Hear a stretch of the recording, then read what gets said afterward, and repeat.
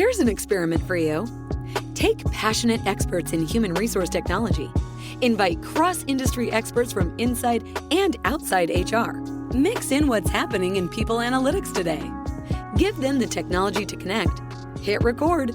Pour their discussions into a beaker. Mix thoroughly. And voila, you get the HR Data Labs podcast, where we explore the impact of data and analytics to your business. We may get passionate and even irreverent, but count on each episode challenging and enhancing your understanding of the way people data can be used to solve real-world problems. Now, here's your host, David Turetsky.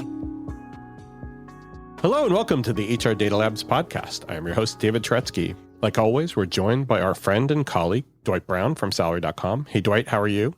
Hey, David, I'm good. How you doing?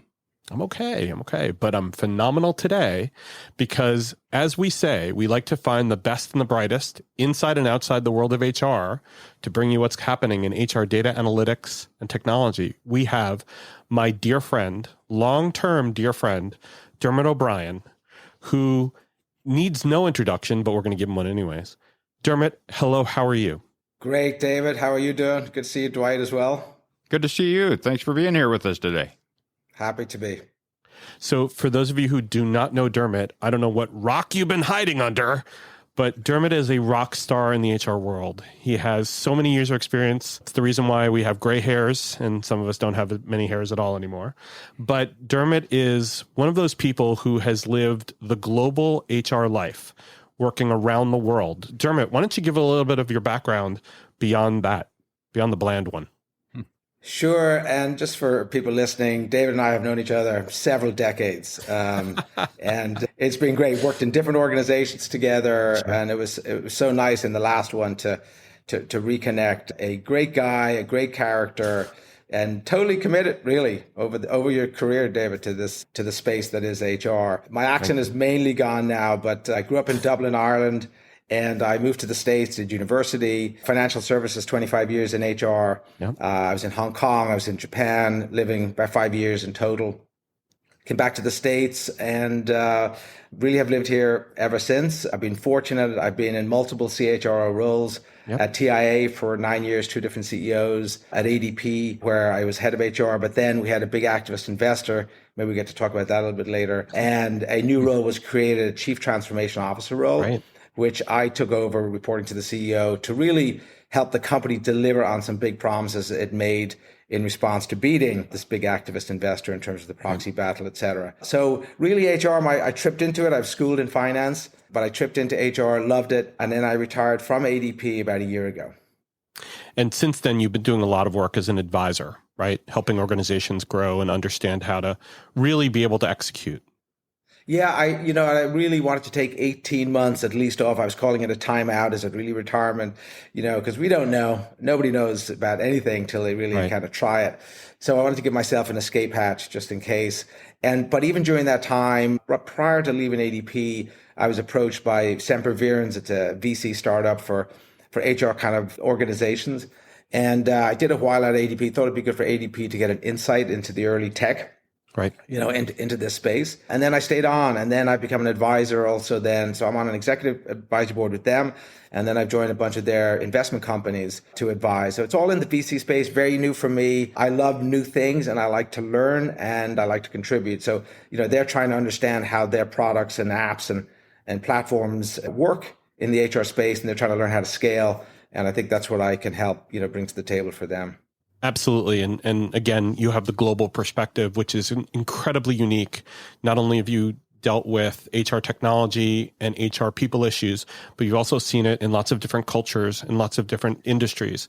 And people can learn a lot from listening to Dermot, not only talk, but also what he is working on. If you can follow him on LinkedIn, please do, because he's a brilliant, and that's a thank you for what you had said before about me. So, thank you, David. But one fun thing you may not know about Dermot O'Brien is... I don't know if it's a fun thing, because a lot of people who know me, I'm very open. I play music, guitar, piano, sing a little. No surprise for an Irishman. But one thing you may not know is... To my mother's side, the eldest boy, they've all passed on now. There's 4 of them. There's one remaining. The baby of the family is alive, but 4 passed on. But the eldest was a priest.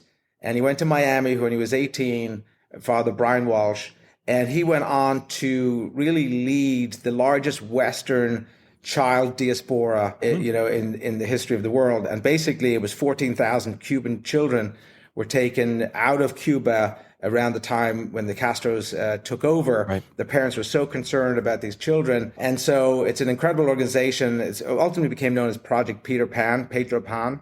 Wow. It's pretty neat. It's something a lot of people don't know. So I actually have a very nice connection, into Cuba and the Cuban story, and stay in touch with a lot of people, down in Miami. Sure. When he passed away, they had motorcycle cops on all the exits on Highway 95 for this Irish priest. Wow. And it was so amazing to see his impact on the world, and particularly for these very vulnerable, children that he had placed all around the country with the intentions which most were reunited with their families years later. That's wonderful. Wow. That is really great. Man, that's incredible. Well, I can't beat that from a thing that we've learned about someone. I can't think of anyone that's actually held a candle to that one, Dwight. Hey, Yeah, it's not me. I'm just in the sunlight of my uncle, Monsignor Brian Walsh. He was an amazing man. And it awesome. looks good on you. Because if you know Dermot, he's a good soul as well. So he's got good roots. Thanks, David. So the topic for today that we're going to touch on also is a really good topic, talking about how we do good things inside of organizations when it comes to building DE&I into a corporate framework and being able to really utilize DE&I as a corporate strategy. And so that's what we're going to talk about today. We're really excited to get started.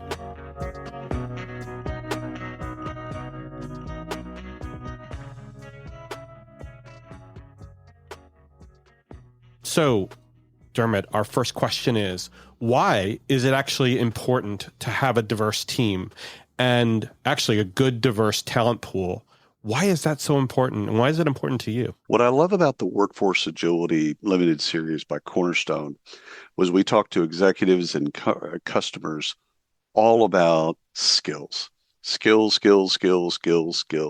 Cornerstone has a wonderful background in learning and development, training, etc. Their LMS is world class, but they've centered the business now, not just on that, like building upon that, but building upon how everything has moved to the skills economy.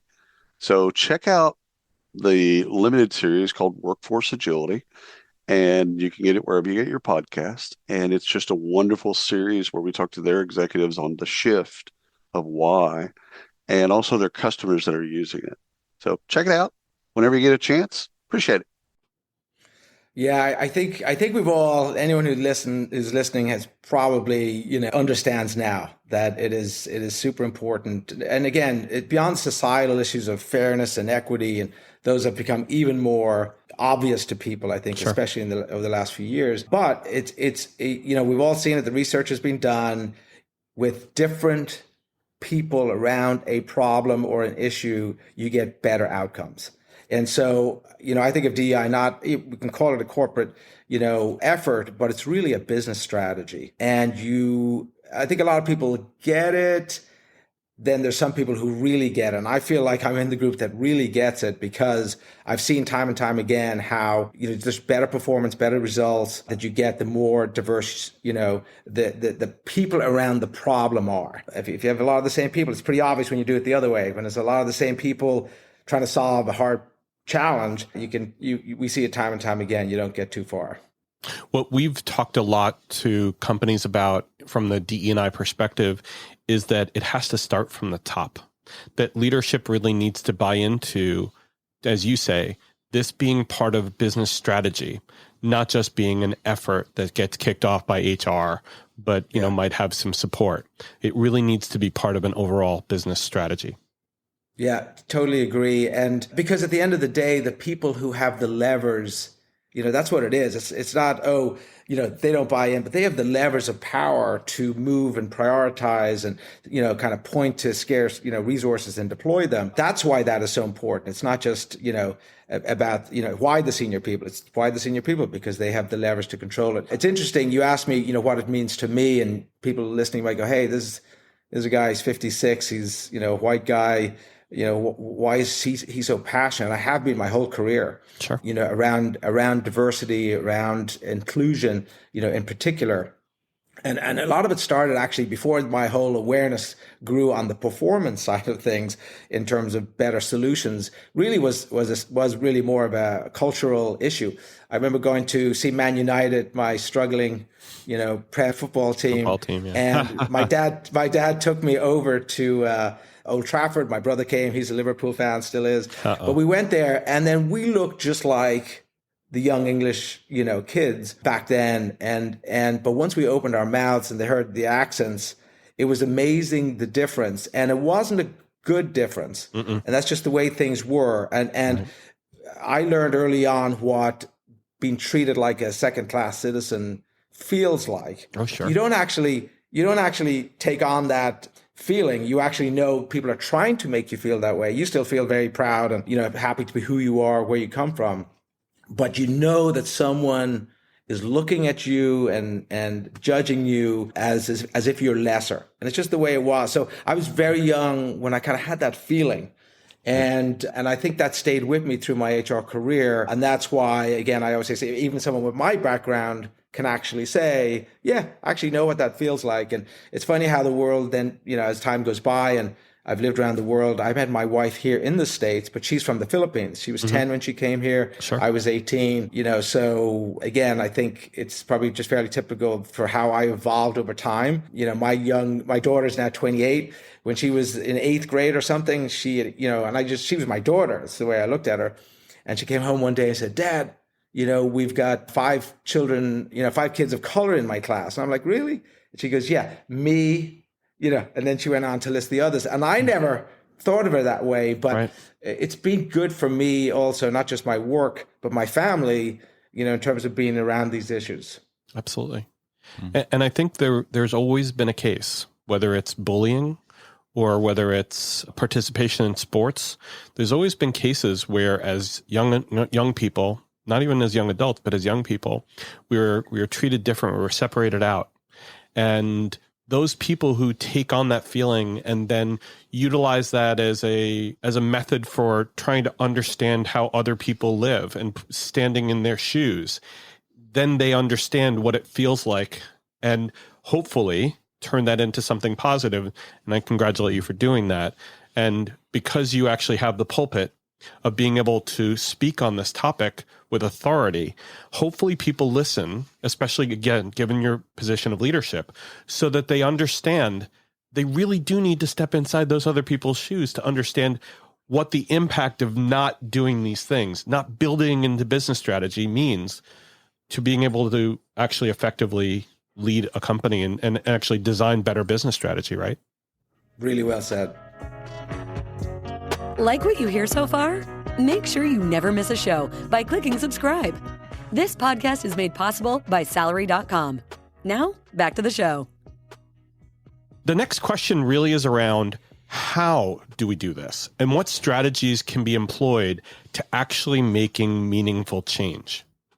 Yeah, well, look, getting back to your point about ownership at the top, I think this is where CHRO really needs to be hands in. And I can give you the example when, I started at ADP and we were really making this a focus. And ADP for many years worked in a very vertical, P&L line. And big part of what I was trying to help with Carlos Rodriguez, the CEO, was really to continue to have that strength, but actually make it more horizontal. And so a lot of the ways you do that is really around people and culture and engagement.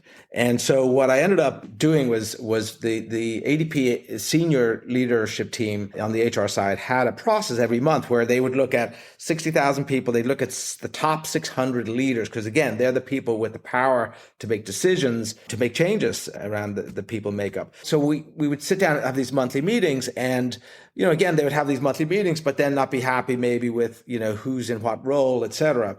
And so what I ended up doing was start saying, let's get very data-driven around these conversations. We know we're really trying to change in the top 600. We want more women in global leadership roles. We wanted more diversity in the US roles, in terms particularly African American. We had pretty good, sort of Hispanic representation at ADP in leadership. But, there were certain areas where we really wanted to focus on and just to be more representative. And again, with the intention to get the business results, we believed would come from doing that very intentionally. So we started looking at jobs, and we might say, okay, we have this, executive leadership role over here. And then we really started looking at, okay, who's the leader for that? So what's their background? Right. How many positions at this level have they filled in the last 2 years? What is their background? Who are the candidates for the current job? What are their backgrounds? And it doesn't take long to start to realize that Johnny's hiring a lot like himself. Right. For example. And so we would be able to then have really great information that basically just said, if we had to, which we did, stop the presses. Right. You've had these opportunities, 4 opportunities. You're a white male leader. You've had these 4 opportunities over the last 2 years. You've hired white male leaders. You've got a great opportunity now. And look at your candidate slate, the white male leaders. Now, I've probably oversimplified this a little bit, but it was just the rigor of getting in like that, and then actually having I don't think you need much, but the guts to stop the presses and probably piss off a hiring leader because, you're saying, no, we can't proceed. It's not a healthy, pipeline. Now, that's one part of it. The other part of it is the HR talent acquisition team, whether it's sourcing internal people, sourcing external people. I have found that it's not that there's a lot of biased people out there. I think my deep hands-in research and looking at problems in multiple companies is a lot of the problem is actually in the talent acquisition area, where it's just the sourcing of the quality talent that's diverse that you need. And so nobody wants to admit it at first, and everyone's like saying, hey, no, we do, but then when you really get in there, you realize, it's not as strong as it needs to be. Do you typically find that comes from a lack of knowledge of how to even start to source these things, or what do you think on that? Yeah, because I think we're all creatures of habit, and we've all learned what we've learned. And so, you start to say, okay, well, let me look at the diversity of my talent acquisition team. When we had built, ADP had built, there was 6 or 7 person executive recruiting team.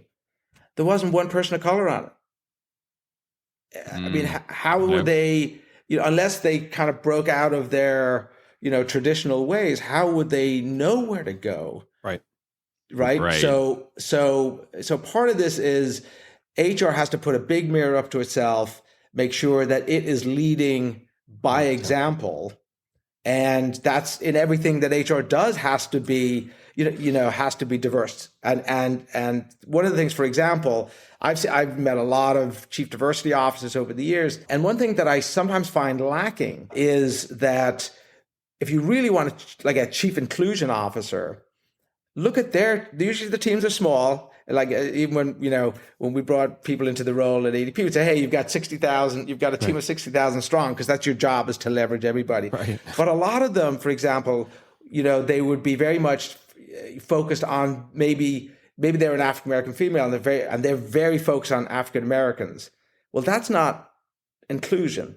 So my challenge, which sometimes I think annoyed some people, was no, you need to mean something to everyone. That's what inclusion means. We may double down and have a need to have greater African-American females in our executive roles, but you got to mean something to everyone. And so I found even in that seat, there's a lot of advocacy going on, but sometimes for a small part of the population. And by the way, what that does is a lot of people are watching and it turns them off, and it's not helping the cause. So I know for people who will probably listen to this, they may get a little annoyed at what I'm stating, but everything you do, you will need people. So for example, what's the diversity of the diversity team? Right. Is there a white male over 40 maybe who's gay? Or is it all women? And so you have to challenge yourself, and you have to be open to be challenged to make sure that everywhere in HR, you've got the backgrounds, the experience that can come together to put together better solutions to kind of get better results at the end of the day. Dermot, I'm remembering when I worked at ADP, there was so many people who were basically sourced out of local areas. So obviously there's Roseland, New Jersey, suburb of New York City. There's Alpharetta, which is a suburb of Atlanta. Even Augusta had an extremely large population. And, there are those, and obviously there's California, there's Colorado, there's lots of different places where ADP has people, Arizona, even Florida now. So it seems like that organization did a good job at least putting themselves in centers where they could find diverse talent, because they're basically going all over the U.S., and the areas where they are, whether it's Alpharetta, whether it's Augusta, whether it's Florida, there are places where they can find diverse talent because the population who lives there are, by their very nature, very diverse, culturally, very disparate and wonderful, with lots of different types of people that you can find. And as you're saying, it's not just about ethnicity, it's not just about race, it's also about background, or it's about, and some people, about age. It's also about LGBTQ plus status. So, that organization did a good job from a location perspective. And I think one of the other things I wanted to ask you about this is that looking at non-traditional sources of hiring, we always talk about, to go after the Ivy League for the elite people when it comes to the financial services world. And we've seen the rise of historically Black colleges and universities when it comes to trying to find really good people, especially in those areas, in those states where you may not have been able to find diverse talent in the past. So have you seen a rise in kind of those sources and those educational centers where we've been able to find really good people? For sure. And again, like anything, you need to nurture those relationships.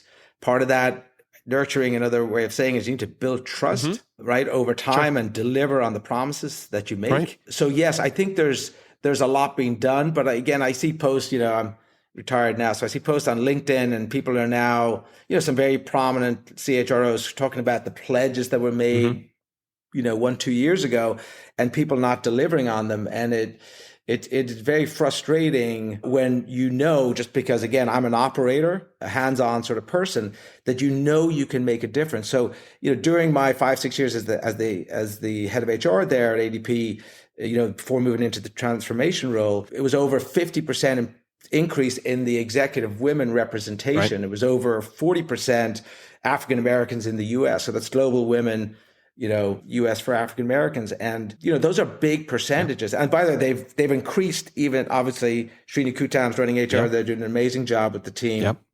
And it's increased even more. So they are made in tremendous steps. Some of them, by the way, it was in the rigor of the process I just told you. You stay on that week in, week out. And then something I always say to people is, that we all go to training, the unconscious bias. And, for me, the one area where I think a lot of people don't take advantage of, so you can have all these programs, and they're important, by the way. You need to have a lot of things around a system, especially a cultural system of inclusion, to make sure it happens, to some degree of progress. But the other thing is, it's like a, sort of judo move is, to me, is, wait a second, instead of fighting the bias, embrace it. So one of the things I've learned is that the reality is we're all biased because we all have our limited upbringing. This is the world, whatever it is, wherever it is, whoever you are, we're all limited by definition. And that is bias. And there's biases in there. Like I mentioned my 17-year-old cockapoo here in the preamble before we got on. And, her hearing isn't good anymore. But for years, she'd hear something and she'd put her paw up, like she was pointing towards a bird. I'm not a hunter. I never took her hunting. But it's ingrained in her DNA. Right. It is just centuries of, kind of ingrained behavior passed down then to her, right? So the same thing with us. So instead of fighting it, because think about the old cavewomen days, anyone looks different than you, they're probably from another tribe and they're dangerous and they're going to kill you. So that is a core thing that I think we really need to talk about more and then embrace it. So for example, one of the greatest, fastest strategies for DEI that I've ever put in place, we did it at TI, we did it at ADP, is take diverse people and put them in seats of power. Right. Just do it. And then guess what happens? You put a senior, which we did at ADP, put a senior African-American female in an executive leadership, like the top executive level. Guess what happens? More African-Americans are showing up on her team. Right. It's just she had the relationship, she had the network, she made the commitment, right, to build out her team. And so therefore, then now we get to see them in action a bit more than we did before. Now we can take them and put them over here into this business unit. So, put diverse people in these hiring big senior positions. And I say this really nicely, play to the bias. Because the bias is there, rather than sort of fight it and either pretend it doesn't exist and it's soft. And of course, nobody wants to be, viewed a certain way, but we are who we are. And the more we can be honest with ourselves, that's inclusion to me. A lot of awareness that goes into that. Yeah. But one of the things I was going to say about that, Dwight, in terms of awareness is measurement, right? If you measure the progress you're making, and as you said before, Dermot, a lot of CHROs pledged a lot of things, but they didn't exactly follow up on those pledges with the measurement and the external awareness. They didn't put it in their 10Ks. They didn't talk about it externally. Yeah. Now, with Regulation SK, as well as other regulations coming from the SEC, we might actually see that much more so now, where all of these things are now going to turn outwardly facing. So your customers will understand your makeup. They'll understand the progress you're making or the lack thereof. Yeah, I love it. I'm always have been, Dave, since you and I first met. I love defining success, because a lot of times people actually don't do a good job at defining success, whatever they're trying to solve for. In this case, define success, measure it, and then just be honest with yourself. We're either failing, we're neutral, or we're making great progress. It's very straightforward. We, at ADP, I can't say we anymore, but I'm still saying we built it into the executive team plan. Sure. So, the CEO and his team, we built in, a certain portion of their incentive. And it wasn't that, money was the reason they're doing it. It was to keep it front and center and reward the right behavior and the right actions and results that we wanted. And so, if we did great, people got rewarded for it, and it kind of encouraged that, right behavior.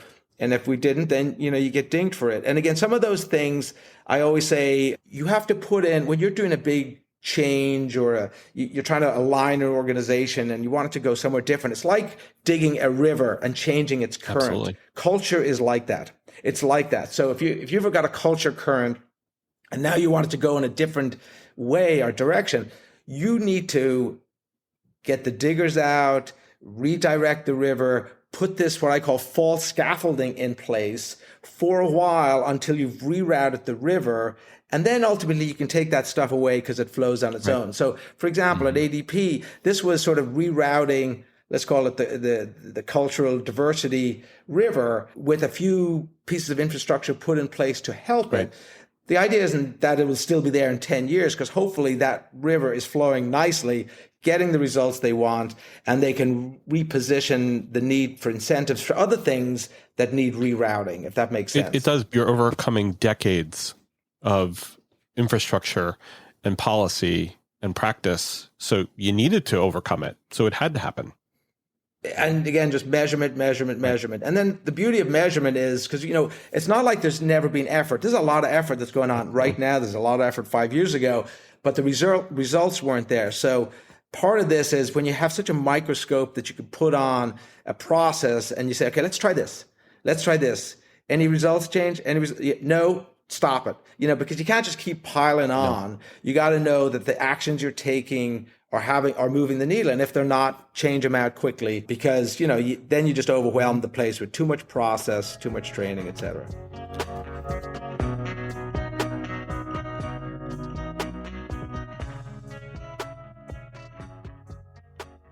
So let's go to our third question, because I think this one actually takes a different lens on everything, which is, in the past, DE&I used to be thought of as something that had to do with compliance, and there were immediate reactions to that.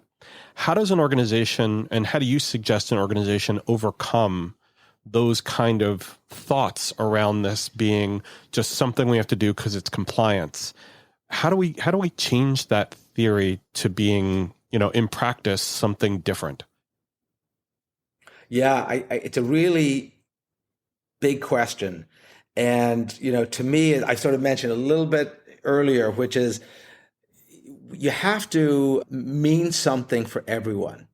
And I think that's really important to respond to that, because I think a lot of people, diversity, oh, that's not for me. That's meant for this group of people. And I've got to do my hour a year in my diversity training.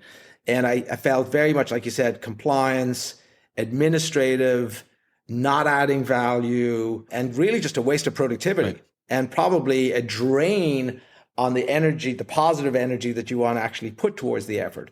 So I think you need to really engage, let's say if it was ADP, 60,000 people, what do they want to see from inclusion, like everybody?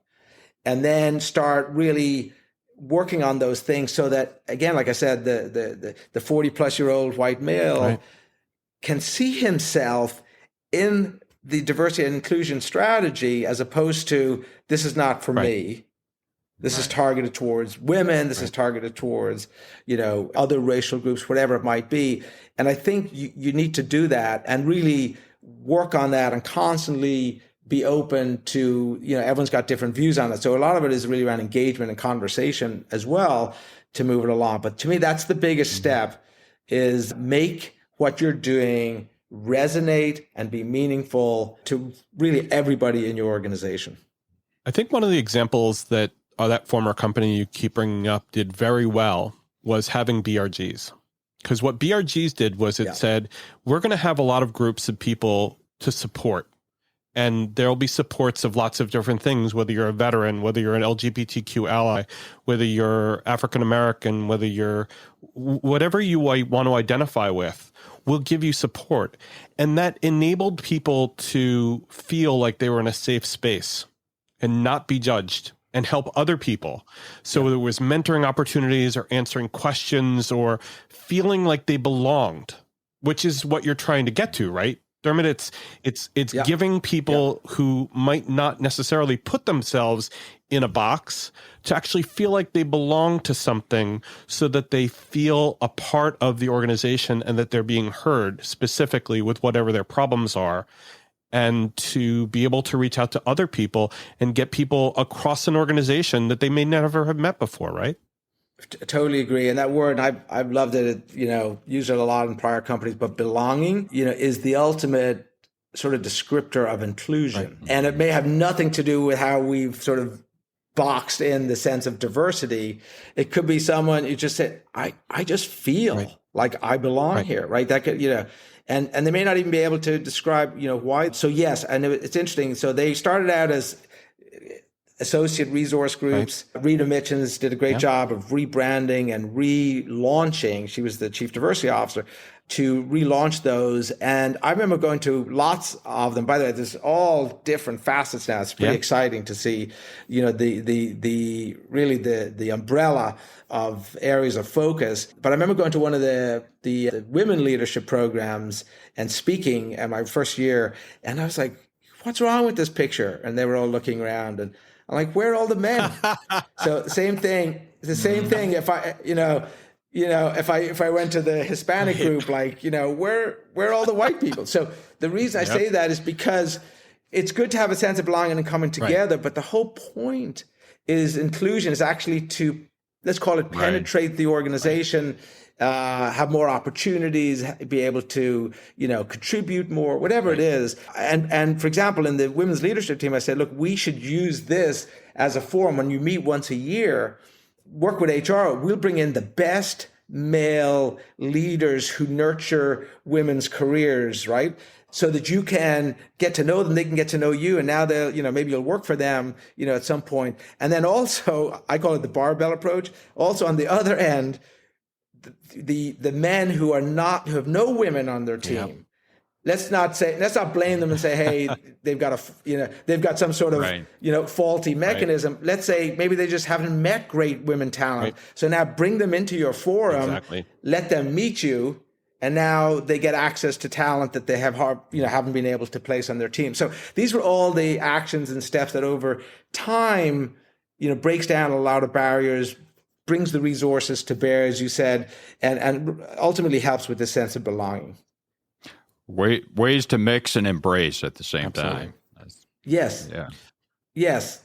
And David, and we've been around the world, you've been around the world as well. There is nothing like learning from different people to, at the end of the day, realize how similar we are. It's kind of this, it feels like an oxymoron, but it's when you live just in, if you live in your little cocoon, little Italy, for example, or you're part of Queens and it's all the Irish are there. You don't mingle. You don't. This is what you know, and you think that the person on the other side of the street or the is so different from you. How could they? How could I have anything in common? But living in Japan, becoming very close friends with local Japanese or Hong Kongers, you realize, oh my God, just give it a chance. Yeah, maybe a little different because you don't know where to start. But once you meet different people, it just constantly brings me back to, wow, you know what? They're not different. It's just we have this predisposition that they're different. They're just humans, trying to make their way through life and families the same way we are. Everybody's got hopes and dreams and loves and getting it down to that basic level. But we miss it a lot, We do. We miss the human connection. When I went over to London, Dermot, you may remember this, to work in the Office of Development in London for Morgan Stanley, I was the young Yank who came over to do compensation. Yeah. Well, I literally had to relearn compensation on a global basis, learn about the dirigenti in Italy, and learn about how compensation was done, as you know, in Tokyo, and how conversations around performance and compensation happen in Tokyo. And so you think you know everything, and I thought I did, and I was a real smart aleck about it. But when I met Tamsin, she set me straight, and Amanda Sams, they set me straight. They set me on the right path of forget what you think you know. Let's relearn it together. We'll teach you. You'll teach us. Yeah. And culturally, I understood that just being this young kid who thought he understood compensation didn't mean anything, because I had to relearn not only the processes and learning compensation basically from scratch again. I had to learn about culturally how not to be a bull in a china shop. And so totally opened my eyes. I get it. Yeah. I get it. And that's the trick, So like I said about it, we're all sort of biased because we come by definition in our limited world. You went over there, you were in your world and your space, you were the expert. Yeah. Mm-hmm. And now you crossed over international waters and you're taking that sense of expertise, which some of it applied, but probably most of it you still had to learn. And then think about how you grew by being open. So that's key too, being open and listening. So I always tease myself. I'm a big talker. Like I love to chat, but I listen a lot. I listen to people. I listen to organizations. You always get mixed messages when you've got leaders around you. Maybe some of them are trying to tell you what you want to hear. Right. Get down into the troops, get down to the coalface where the people are dealing with things. Undercover Boss is a great show. I love it for that reason that, you got this policy up here, but by the time it, gets translated and hits the ground, it could be awful. So the greatest thing that leaders can do is be just down there with the people who are talking to clients, who are getting the work done, in the call centers, et cetera. You won't go wrong in your strategies if you listen to the people, as opposed to thinking you're the expert. I'm going to architect it from my podium of expertise. There's a lot of failed CHROs who get in job 1, 2, 3 years and then they're out because they had a big attitude, not a big aptitude for how this stuff actually gets done. Totally agree.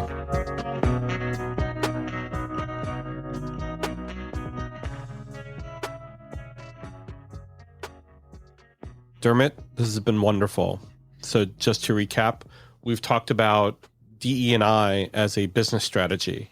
We've talked about why a diverse team matters and why it's important. We've talked about what strategies can be employed to actually move the needle and make a big change and make a big impact on an organization. We've also talked about how to overcome the common misconception that diversity, equity, inclusion, and belonging is just a compliance issue, because that's the way it was positioned in the past.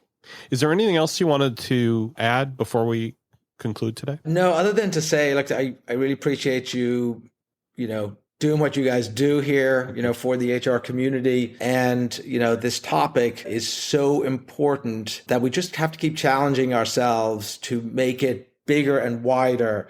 The more narrow we become in our focus, the more it doesn't mean something to too many, people. So that is a challenge I put out to everybody. You can double down in certain areas, but don't neglect anybody if you really want a true inclusion strategy. Well said. Thank you very much, Dermot. All right. Thanks, guys. Thank you, Dwight. Thank you. Thanks for being with us today, Dermot. It's been enlightening for me. Appreciate that, Dwight. And thank you all for listening. Take care and stay safe. That was the HR Data Labs podcast. If you liked the episode, please subscribe. And if you know anyone that might like to hear it, please send it their way. Thank you for joining us this week, and stay tuned for our next episode. Stay safe.